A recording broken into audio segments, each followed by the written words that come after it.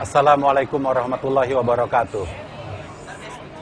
Apabila saya menjadi presiden, ada satu program utama yang akan dijadikan sebagai pendorong dari program-program teknis lain yang sudah dibuat oleh masing-masing departemen ataupun lembaga yang ada. Apakah itu? Yaitu memberdayakan masjid sebagai sarana pengembangan karakter bangsa. Ada beberapa fakta sejarah yang menjadi dasar mengapa ini yang kita jadikan sebagai program utama. Pertama, Bapak pendiri bangsa kita sudah menyentuhkan bahwa yang paling penting adalah karakter building. Itulah salah satu mengapa sampai saat ini negara kita terpuruk.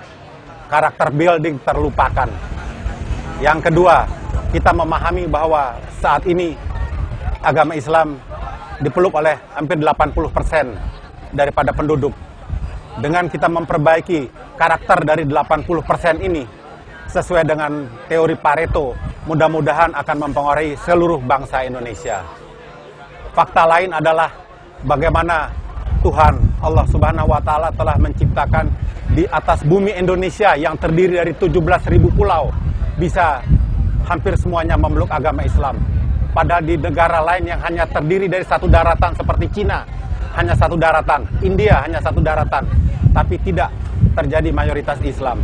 Ini berarti bahwa memang agama Islam bisa digunakan sebagai sarana untuk memperbaiki suatu komunitas, khususnya di Indonesia.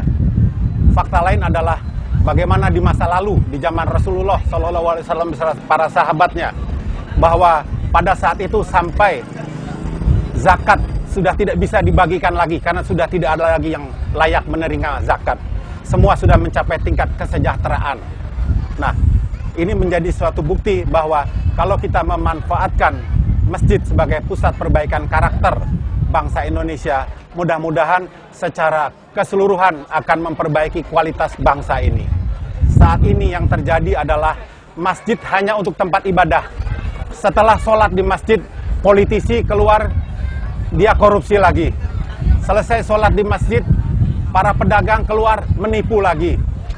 Nah, itulah yang terjadi. Bagaimana sekarang supaya setelah sholat di masjid, keluar apa yang dilakukan dalam sehari-hari tetap sesuai dengan apa yang diajarkan dan kita lakukan di dalam masjid. Secara lebih detail tentunya nanti bisa dibahas dalam diskusi-diskusi. Bagi yang ingin mengomentari, silakan mengomentari pada link ini. Terima kasih. Assalamualaikum